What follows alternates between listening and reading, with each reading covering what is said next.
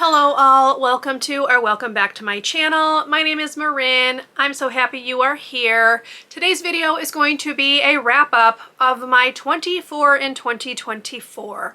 So let's go ahead and get into it.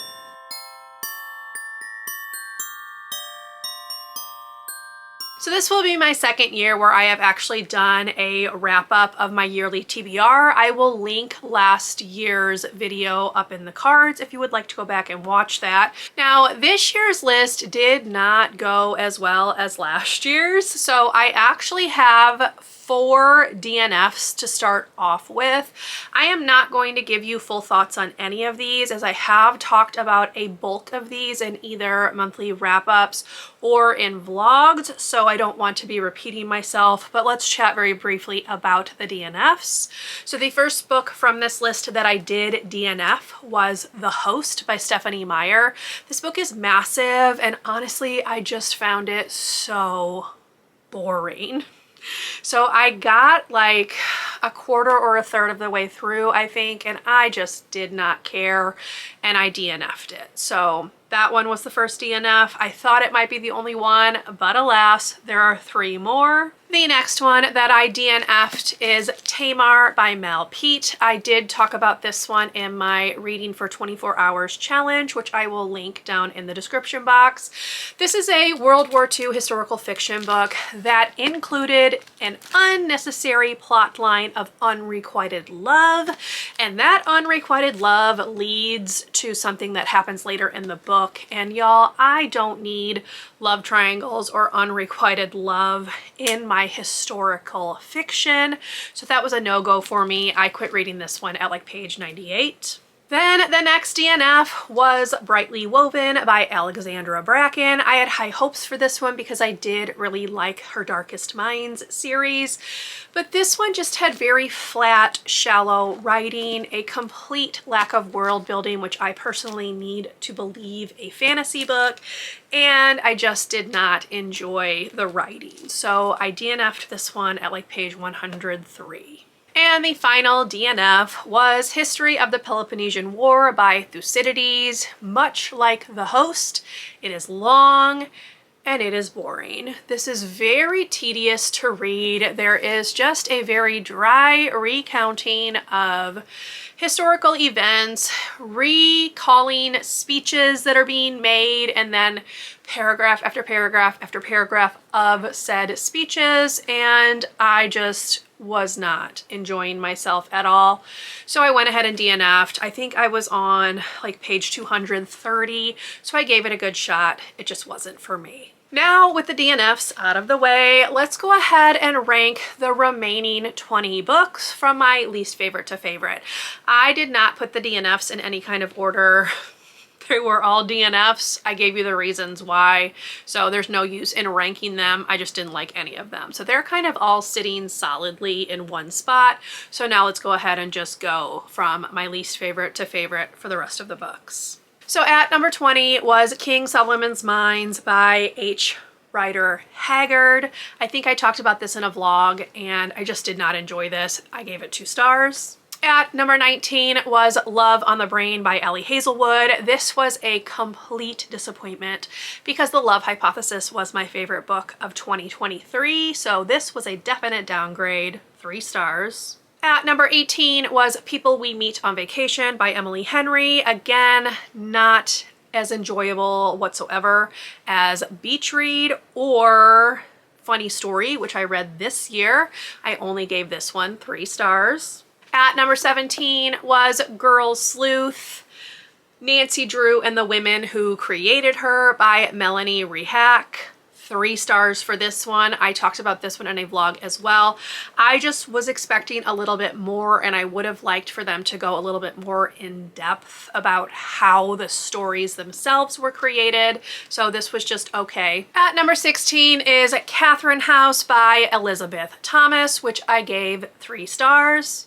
At number 15 was The Wife Upstairs by Rachel Hawkins, which I also gave 3 stars. At number 14 is Eyewitness Auschwitz, 3 Years in the Gas Chambers by Philip Mueller, which I gave 4 stars. At number 13 is Hold Still by Nina LaCour, which I also gave 4 stars. At number 12 is The Name of the Star by Maureen Johnson, which I gave 4 stars. At number 11 is Clap When You Land by Elizabeth Acevedo, which I gave 4 stars. At number 10 is Dark Places by Gillian Flynn, which I also gave 4 stars. At number 9 is The Fountains of Silence by Ruta Sepetys, which I also gave, you guessed it, 4 stars. At number 8 is Interview with the Vampire by Anne Rice, which I gave 4 stars. At number 7 is White Cat by Holly Black, which I also gave 4 stars.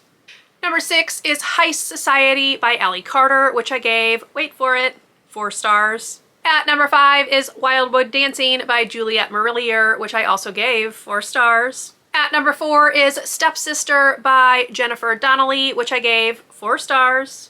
At number 3 was Far From the Tree by Robin Benway, which I gave 5 stars. At number 2 is The Dirt by the members of Motley Crue and Neil Strauss, which I gave 5 stars. And my favorite book of 2024 from this list is Wrong Place, Wrong Time by Gillian McAllister, which I gave 5 stars. Now I did go ahead and put all of these books into like a tier ranking so you can see them laid out. They are in the order that I read them in each of the tiers, so here's a look at that just in case you're curious.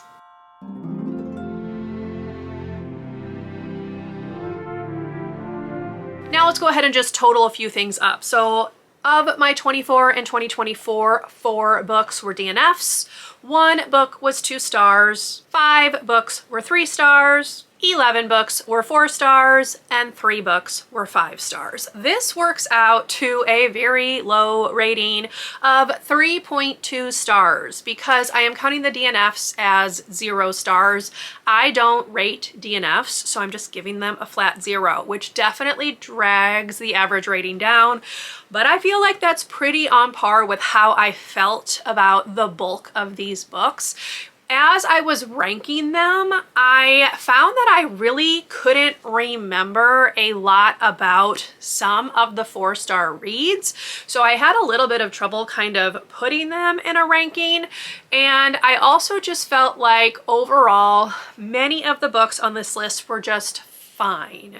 So I feel like 3.2, while low, kind of does a good job of showing how I personally felt reading these books. It was definitely not my favorite yearly TBR that I've put together. Comparing this year to previous years, I worked out the star ratings for that as well. So in terms of totals, I have had 5 DNFs, 4 2 stars, 21 3 stars, 40 4 stars, and 20 5 stars. That is for 21, 22, 23, and 24, which are the 4 years that I have done a yearly TBR like this. That works out to an average of 3.7 stars, which isn't terrible by any means, but I definitely did not have a very good time in 2024 with this list. So in terms of average ratings for previous years, in 2021, I had a 3.9 star rating average. In 2022, I had a 3.5 star rating average. In 2023, I also had 3.9 stars for the average. And then as I already mentioned, for 2024, 3.2 stars. So this was definitely the worst year out of all of my yearly TBRs. And it got me thinking a little bit about plans for next year, actually. Also, as the years tick up, I would be adding more and more books to these yearly TBRs, and it really doesn't leave me a lot of wiggle room. So I will be doing something different for my 2025 TBR. That video will be coming out in a couple of days, but just know that I am not doing 25 and 2025. I feel like I'm good with where I'm at, and getting all 24 of these books read this year was a bit of a struggle. So I want to kind of do something different for 2025. So again, stay tuned for that. But 3.7 stars for the last 4 years of yearly TBRs isn't terrible, but I definitely did not have as great of a time this year as I was hoping. So we'll see if 2025 can go a little bit better in terms of average star ratings. So that is it for my 24 and 2024 recap. Hopefully you enjoyed just taking a look at the books that were on the list and getting a look at what my ratings were. It was definitely an interesting year. So I'm glad that I got many of these books ticked off. A lot of them were by authors that I have enjoyed books from in the past, but I also tried my hand at a few new authors as well, which was nice. So we'll see what happens next year, but that's it for this video. I hope you enjoyed. If you did, please leave me a thumbs up. Consider subscribing to my channel if you would like to see more from me. If you made it to the end of this video and would like to leave me an emoji, go ahead and go with the good old book stack emoji, since I did have 24 books in my book stack for this TBR. And I will see you in my next video. Bye everyone.